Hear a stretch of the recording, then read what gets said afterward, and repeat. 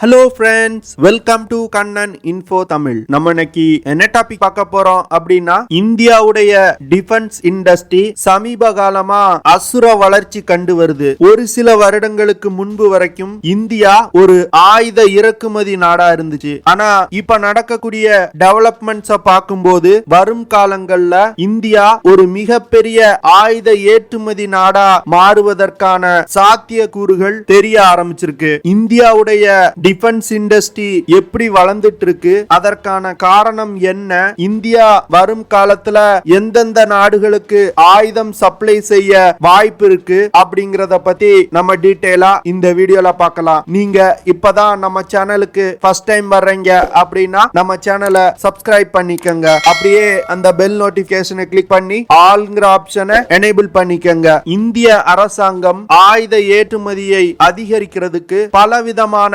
முயற்சிகள் எடுத்து வந்துட்டு இருக்காங்க. அந்த முயற்சிகளுக்கு இப்ப சமீப காலங்கள்ல பலன் கிடைக்க ஆரம்பிச்சிருக்கு. சமீப காலமா இந்தியாவுடைய டிஃபென்ஸ் எக்ஸ்போர்ட் பல மடங்கு அதிகரிச்சிருக்கு. குறிப்பா சொல்லணும் அப்படின்னா 2016 டு 2017 வருடத்துல இந்தியாவுடைய டிஃபென்ஸ் எக்ஸ்போர்ட் 1500 கோடி தான் இருந்திருக்கு. அதுவே 2018 இருந்து 2019 வருடத்துல 10,700 கோடி ரூபாயா அது அதிகரிச்சிருக்கு. அதுக்கு அடுத்து 2020 டு 2021 வருடத்துல இந்தியாவுடைய டிஃபென்ஸ் எக்ஸ்போர்ட் 8,500 கோடி ரூபாயா இருந்திருக்கு. ஒவ்வொரு வருடத்திலையும் இந்தியாவுடைய டிஃபென்ஸ் எக்ஸ்போர்ட் அதிகரித்து கொண்டே வருது. கடந்த 7 வருடங்கள்ல இந்தியா 38,500 கோடி ரூபாய் மதிப்பிலான டிஃபென்ஸ் எக்யூப்மெண்ட்ஸ் ஏற்றுமதி செஞ்சிருக்காங்க. இதை தொடர்ந்து இந்திய அரசாங்கம் 2025 வருடத்துக்குள்ள $5 பில்லியன் டிஃபென்ஸ் எக்ஸ்போர்ட் அப்படிங்கிற ஒரு இலக்கை நிர்ணயித்து அதை நோக்கி பயணித்துக் கொண்டிருக்காங்க.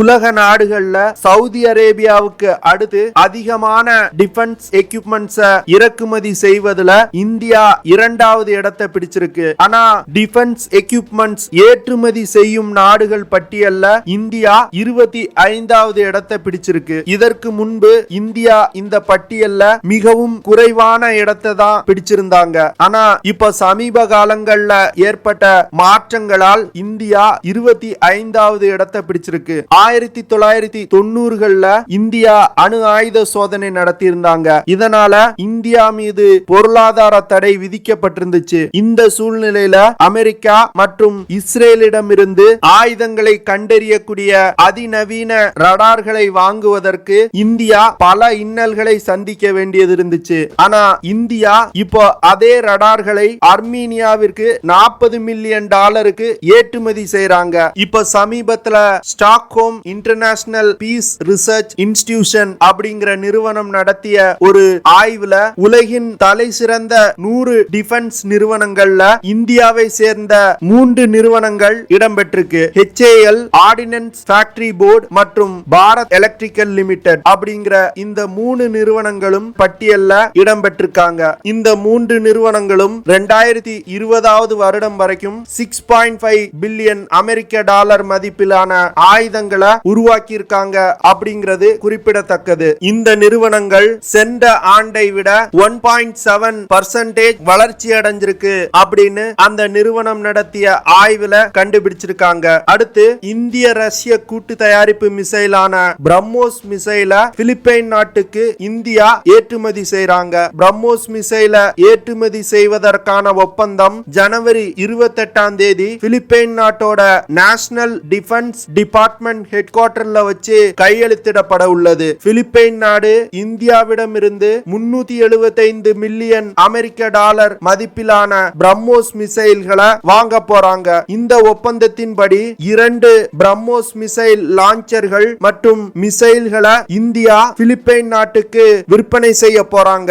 இந்த ஒப்பந்தம் இந்தியன் டிஃபென்ஸ் இண்டஸ்ட்ரியோட வரலாற்றுல ஒரு கேம் சேஞ்சர் அப்படின்னு சொல்லலாம். இதுவரைக்கும் இந்தியா அதிநவீன ஆயுதங்களை இறக்குமதி மட்டுமே செய்து வந்தது. இதுதான் வரலாற்றுல முதல் முறையா $375 மில்லியன் மதிப்பிலான டிஃபென்ஸ் எக்யூப்மெண்ட்ஸ் இந்தியா ஏற்றுமதி செய்றாங்க. அதே போன்று இந்தியாவுடைய ஆகாஷ் ஏர் டிஃபென்ஸ் மிசைல வியட்நாம் நாட்டுக்கு ஏற்றுமதி செய்வதற்கு பேச்சுவார்த்தை நடந்துட்டு இருக்கு. இந்த ஆகாஷ் மிசைல் ஒப்பந்தமும் கூடிய விரைவில் கையெழுத்து செலுத்திடப்படும் அப்படின்னு எதிர்பார்க்கப்படுது. இந்தோனேசியாவும் இந்தியாவிடமிருந்து பிரம்மோஸ் மிசைல்களை வாங்க ஆர்வம் தெரிவிச்சிருக்காங்க. இதற்கான பேச்சுவார்த்தைகளும் நடந்து கொண்டிருப்பதா இந்தியா சொல்றாங்க. இது போன்ற டிஃபென்ஸ் எக்ஸ்போர்ட்ஸ் மூலமா இந்தியாவுடைய உள்நாட்டு உற்பத்தி வளரும், பலருக்கு வேலை வாய்ப்பும் கிடைக்க வாய்ப்பு இருக்கு. இந்தியாவுடைய டிஃபென்ஸ் எக்ஸ்போர்ட்டை அதிகரிக்கிறதுக்கு இந்திய அரசாங்கம் பல முயற்சிகள் எடுத்து வர்றாங்க. குறிப்பா டிஃபென்ஸ் எக்யூப்மெண்ட்ஸ் ஏற்றுமதி செய்வதற்கு பெர்மிஷன் வாங்குவதற்கு ஒரு ஆன்லைன் போர்ட்டலை இந்திய அரசாங்கம் தொடங்கி இருக்காங்க. இதன் மூலமா ஸ்மால் ஆர்ம்ஸ் மற்றும் ஆயுத உதிரி பாகங்கள், ரசாயனங்கள் போன்ற பலவிதமான டிஃபென்ஸ் எக்யூப்மெண்ட்ஸ் இந்தியாவால ஈஸியா ஏற்றுமதி செய்ய முடியும். இந்தியாவுடைய டிஃபென்ஸ் எக்ஸ்போர்ட் அதிகரிக்கிறதுக்கு இந்தியா கையில் எடுத்திருக்கக்கூடிய ஆத்ம நிர்பான் பாரத் திட்டமும் ஒரு காரணம். 2020 இந்த திட்டத்தை கொண்டு வந்த பிறகுதான் இந்திய டிஃபென்ஸ் நிறுவனங்கள் அசுர வளர்ச்சி அடைய ஆரம்பிச்சிருக்கு. அடுத்து மிடில் ஈஸ்ட் நாடுகள் மற்றும் சவுத் ஈஸ்ட் ஏசியன் கண்ட்ரில ஒரு மிகப்பெரிய ஜியோபொலிட்டிக்கல் மாற்றங்கள் நிகழ்ந்து வருது. இதன் காரணமாகவும் இந்தியாவுடைய ஆயுதங்களின் தேவை அதிகரிச்சிருக்குன்னு சொல்லலாம். இப்போ சமீபத்துல ஏமன் நாட்டில இருந்து ஹவுதீஸ் அப்படிங்கிற தீவிரவாத அமைப்பு UAE மற்றும் சவுதி மீது ட்ரோன் மற்றும் மிசைல் தாக்குதல் நடத்தினாங்க. இந்த தாக்குதல் UAE-யோட விமான நிலையம் மற்றும் எண்ணெய் சுத்திகரிப்பு நிலையங்கள் மீது நடத்தப்பட்டது. இந்த தாக்குதலுக்கு பிறகு UAE தன்னோட பரம எதிரியான இஸ்ரேலிடம் உதவி கேட்டிருக்காங்க. UAE சவுத் கொரியாவிடம் இருந்து சர்ஃபேஸ் டு ஏர் மிசைல் சிஸ்டத்தை வாங்க ஒப்பந்தம் கையெழுத்திட்டு இருக்காங்க. அந்த மிசைல்கள் 2024 வருடம் தான் சப்ளை செய்யப்படும். ஆனா அதற்குள் UAE-க்கு ஹவுதீஸ் தீவிரவாத அமைப்பால் நெருக்கடி ஏற்பட்டிருக்கு. இதற்காக இஸ்ரேலிடம் அன்அபிஷியலா உதவி கேட்டிருக்காங்க. இஸ்ரேல் UAE-க்கு 3 விதமான மிசைல் டிஃபென்ஸ் சிஸ்டங்களை பரிந்துரை பண்ணிருக்காங்க. பாரக் 8, பாரக் ER மற்றும் ரஃபேல் நிறுவனத்துடைய ஸ்பைடர் ஏர் டிஃபென்ஸ் சிஸ்டத்தை பரிந்துரை பண்ணிருக்காங்க.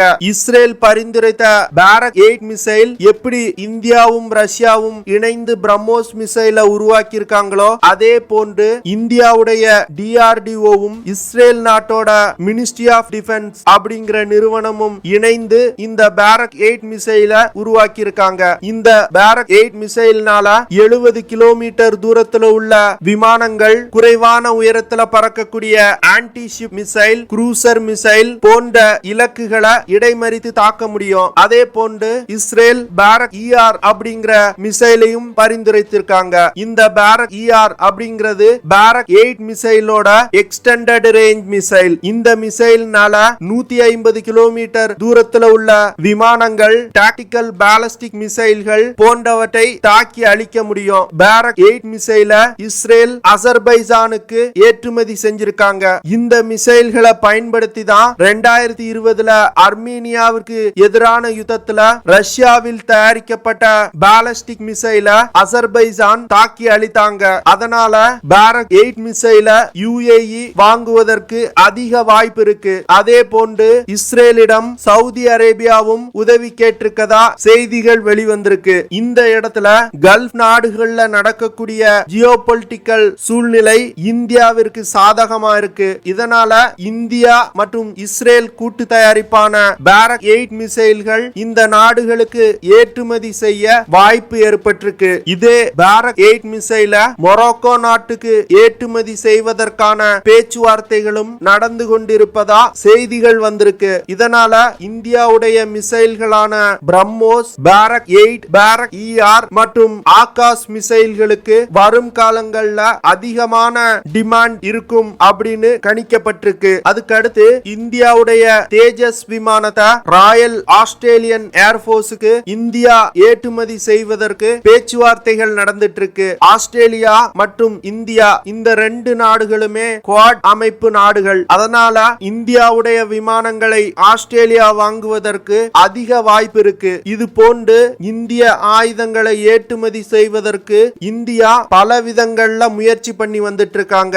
இதுல ஒரு சில முயற்சிகள் தோல்வி அடைந்தாலும் பல முயற்சிகள் வெற்றியடைய வாய்ப்பு இருக்கு. ஒரு நாட்டுக்கு ஆயுத ஏற்றுமதி நம்ம செய்யறோம் அப்படின்னா நம்மளுக்கு வருமானம் மட்டுமே நோக்கம் கிடையாது. அந்த நாடுகள்ல இருந்து பலவிதமான சலுகைகள் நம்மளுக்கு கிடைக்க வாய்ப்பு இருக்கு. அது மட்டும் இல்லாம ஒரு யுத்த நேரத்துல இந்தியாவிற்கு இந்த நாடுகள் உதவி செய்யவும் வாய்ப்பு இருக்கு. அதனால இந்தியா இன்னும் அதிகமா ஆயுத ஏற்றுமதியில கவனம் செலுத்துவாங்க அப்படின்னு டிஃபென்ஸ் எக்ஸ்பர்ட்ஸ் சொல்றாங்க. ஓகே ஃப்ரெண்ட்ஸ், நம்ம வீடியோவோட நிறைவு பகுதிக்கு வந்துட்டோம். இதெல்லாம் தான் நான் உங்ககிட்ட ஷேர் பண்ணணும் அப்படின்னு நினைச்ச விஷயங்கள். ஐ ஹோப் நான் ஷேர் பண்ண விஷயங்கள் உங்களுக்கு பிடிச்சிருக்கும் அப்படின்னு நினைக்கிறேன். அப்படி பிடிச்சிருந்துச்சுன்னா ஷேர் பண்ணுங்க, லைக் பண்ணுங்க, கமெண்ட் பண்ணுங்க.